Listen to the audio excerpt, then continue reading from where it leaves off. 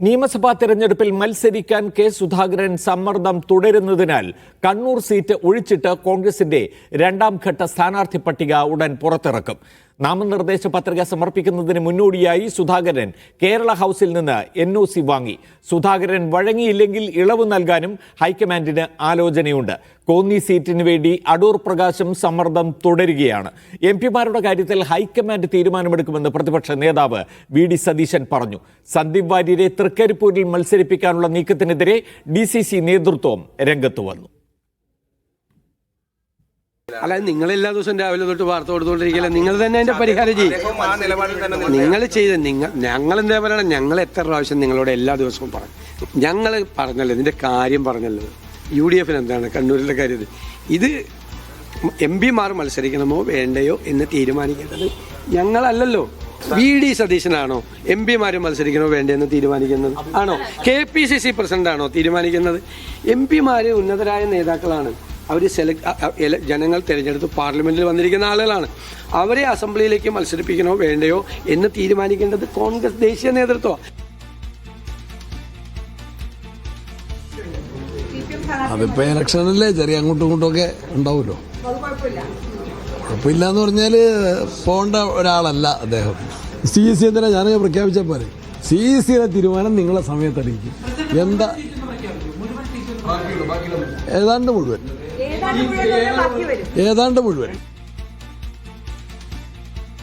ഡൽഹിയിൽ നിന്ന് ധനസുമോദ് ചേരുകയാണ് വിവരങ്ങളുമായി. സുമോദ്, അദ്ദേഹത്തിന്റെ വാക്കുകളിൽ നിന്ന്, അതായത് സണ്ണി ജോസഫ് പറഞ്ഞു ഏതാണ്ട് മുഴുവൻ എന്ന് വെച്ചാൽ നേരത്തെ സുമോദിന്റെ റിപ്പോർട്ടിൽ തന്നെ പറയുന്നത് പോലെ കണ്ണൂർ മാറ്റിവെച്ചുകൊണ്ടുള്ള ബാക്കി എല്ലാ മണ്ഡലങ്ങളെയും ഇന്ന് പ്രഖ്യാപിക്കുമോ? ഈ വരാൻ പോകുന്ന സ്ഥാനാർത്ഥി പട്ടികയിൽ കണ്ണൂർ ഒഴികെ ബാക്കി എല്ലാ മണ്ഡലങ്ങളുടെയും സ്ഥാനാർത്ഥികൾ ഉണ്ടാകുമോ?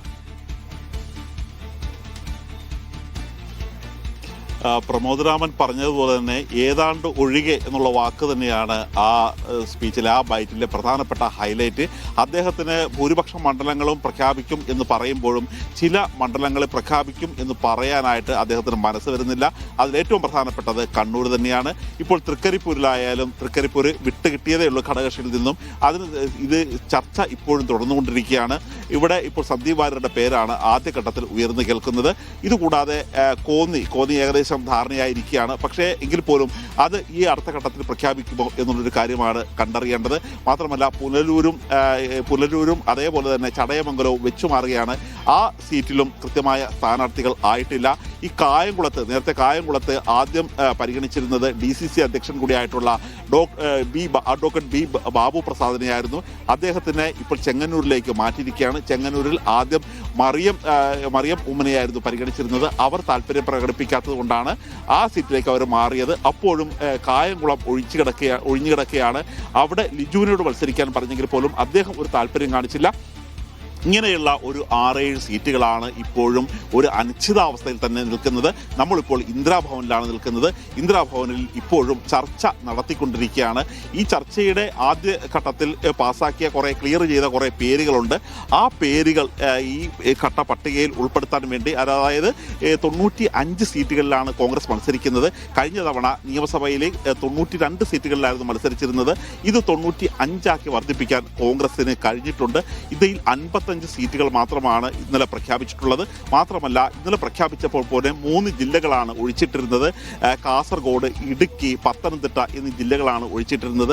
ആ ജില്ലകളുടെ കൂടി ഒരു പ്രാതിനിധ്യം, അല്ലെങ്കിൽ ആ ജില്ലകളിലെ കൂടി ഒരു സ്ഥാനാർത്ഥികളെ ഇന്ന് പ്രഖ്യാപിക്കും എന്ന് തന്നെയാണ് അറിയിച്ചിരിക്കുന്നത്. ഇടുക്കിയിലാണെങ്കിൽ ഉടുമ്പൻചോലയിൽ മിനി പ്രിൻസിന്റെ പേര് അവിടെ ഉയർന്നു കേൾക്കുന്നുണ്ട്. ഇടുക്കിയിൽ അലോഷ്യസ് സേവ്യറുണ്ട്, ജോയി വെട്ടിക്കുഴിയുണ്ട്, റോയ് കെ തോമസിന്റെ പേരാണ് ആദ്യഘട്ടത്തിൽ ഉയർന്നു കേട്ടെങ്കിൽ പോലും അദ്ദേഹം യാക്കോബായ വിഭാഗമായതിനാൽ അവിടെ ഒരു പോപ്പുലേഷൻ വളരെ തീരെ കുറവാണ്. അതുകൊണ്ട് അദ്ദേഹത്തിൻ്റെ പേരിന് വേണ്ടി ഡീൻ കുര്യാക്കോസ് ഇപ്പോഴും നിലയുറപ്പിച്ചിരിക്കുകയാണ്. അങ്ങനെ ചില സീറ്റുകളിൽ ഇപ്പോഴും ചില തർക്കങ്ങൾ ഇപ്പോഴും തുടരുകയാണ്. അതേപോലെ തന്നെ കാസർഗോഡാണെങ്കിൽ ഇപ്പോൾ ഉദുമ സീറ്റിൽ അവിടുത്തെ യൂത്ത് കോൺഗ്രസ് ജില്ലാ പ്രസിഡന്റ് പ്രദീപ് കുമാറിൻ്റെ പേരുണ്ട്. മുതിർന്ന നേതാവായിട്ടുള്ള നീലകണ്ഠൻ്റെ പേരുണ്ട്. അങ്ങനെ പല പേരുകളും ഉയരുമ്പോൾ തന്നെ അതാത് സ്ഥലങ്ങളിലെ MP മാരുടെ അവരുടെ ഒരു താല്പര്യം കൂടി പരിഗണിക്കുന്നുണ്ട്. എം പിമാരുടെ താല്പര്യം പരിഗണിച്ചാണെങ്കിൽ അവിടെ രാജ്മോഹൻ ഉണ്ണിത്താൻ പറയുന്ന പേരുകൾ ഉൾക്കൊള്ളേണ്ടി വരും. അങ്ങനെ മീനാങ്കൽ കുമാർ എന്നൊരു പേരിലേക്ക് എത്തിയിരിക്കുന്നത് അടൂർ പ്രകാശ് പറയുന്ന ഒരു പേര് തന്നെ അവിടെ നൽകണം എന്നുള്ളതുകൊണ്ടാണ് നെടുമങ്ങാട് മീനാങ്കൽ കുമാറിന്റെ പേര് പറഞ്ഞിരിക്കുന്നത്. അങ്ങനെ ആ തരത്തിലുള്ള ഒരു അവസാനഘട്ട ചർച്ച തന്നെയാണ് എടുത്തിരിക്കുന്നത്. ഇന്ന് സണ്ണി ജോസഫ് 2 ടിക്കറ്റുകളാണ് എടുത്തിരിക്കുന്നത്. ഒന്ന് രാത്രിക്കുള്ള ടിക്കറ്റും മറ്റത് രാവിലേക്കുള്ള ടിക്കറ്റും. സണ്ണി ജോസഫിന് തന്നെ അത്ര തീർച്ചയില്ല ഇന്ന് രാത്രി ഈ മീറ്റിംഗ് പൂർത്തിയാക്കി അദ്ദേഹത്തിന് കേരളത്തിലേക്ക് പോകാൻ കഴിയുമെന്ന്. അതുകൊണ്ട് മിക്കവാറും അദ്ദേഹത്തിൻ്റെ യാത്ര നാളത്തേക്ക് മാറ്റിവെക്കാണ് കഴിയുന്നത് സാധ്യതയുള്ളത്. അവിടെയും വലിയൊരു വെല്ലുവിളിയുണ്ട്. കാര്യം പിന്നീട് നാമനിർദ്ദേശ പത്രിക സമർപ്പിക്കാനുള്ള ദിവസത്തിലേക്ക് 4 ദിവസം മാത്രമാണ് ബാക്കി നിൽക്കുന്നത്. ഇവിടെ തങ്ങുന്ന എല്ലാ നേതാക്കന്മാർക്കും ഓരോ മണിക്കൂറും ഓരോ മിനിറ്റും വലിയ വെല്ലുവിളിയാണ്. കാര്യം ഇതിനകം തന്നെ പറവൂരിൽ സതീശന് വേണ്ടി VD സതീശന് വേണ്ടി പ്രവർത്തകർ തന്നെയാണ് ഇപ്പോൾ രംഗത്തിറങ്ങിയിരിക്കുന്നത്. സ്ഥാനാർത്ഥി ഇതുവരെ കേരളത്തിലേക്ക് പോലും എത്താൻ കഴിഞ്ഞിട്ടില്ല. അതുപോലെ തന്നെയാണ് സണ്ണി ജോസഫിൻ്റെ ഒരു പ്രശ്നമുള്ളത്. അവിടെ സുധാകരൻ ഇടഞ്ഞു നിൽക്കുകയാണെങ്കിൽ വലിയ തരത്തിലുള്ള തിരിച്ചടി അവിടെ ഉണ്ടാകുമോ എന്നുള്ളൊരു ഭയമുണ്ട്. കാര്യം 3000-ൽ പരം വോട്ടുകൾക്ക് മാത്രമാണ് അദ്ദേഹം അവിടെ വിജയിച്ചിരുന്നത്. അഴീക്കോട് സീറ്റിൽ തിരിച്ചടി ഉണ്ടാകുമോ എന്നൊരു ഭയമുണ്ട്. അങ്ങനെ ആ തരത്തിലുള്ള ഒരു ചർച്ചകൾ തന്നെയാണ് ഇവിടെ പ്രധാനമായി ഉന്നയിക്കുന്നത്. അതുകൊണ്ട് പരമാവധി സീറ്റുകൾ ഏതാനും മണിക്കൂറുകൾക്കുള്ളിൽ തന്നെ, അതായത് പരമാവധി ഒരു 6:45-7 മണി ആ സമയത്ത് പ്രഖ്യാപിക്കാം എന്നാണ് കരുതുന്നത്. പക്ഷേ ചർച്ച നീണ്ടുപോവുകയാണെങ്കിൽ പ്രഖ്യാപനം വീണ്ടും വൈകും. പക്ഷേ ഒരു 6-7 സീറ്റുകൾ നാളത്തേക്ക് ചിലപ്പോൾ മാറ്റിവെക്കേണ്ടി വരും. 6-7 സീറ്റുകൾ ഒഴിച്ചുള്ള ബാക്കി സീറ്റുകളിൽ കോൺഗ്രസ് സ്ഥാനാർത്ഥികളെ പ്രഖ്യാപിക്കുമെന്നാണ് പ്രതീക്ഷിക്കുന്നത് അല്പസമയത്തിനകം.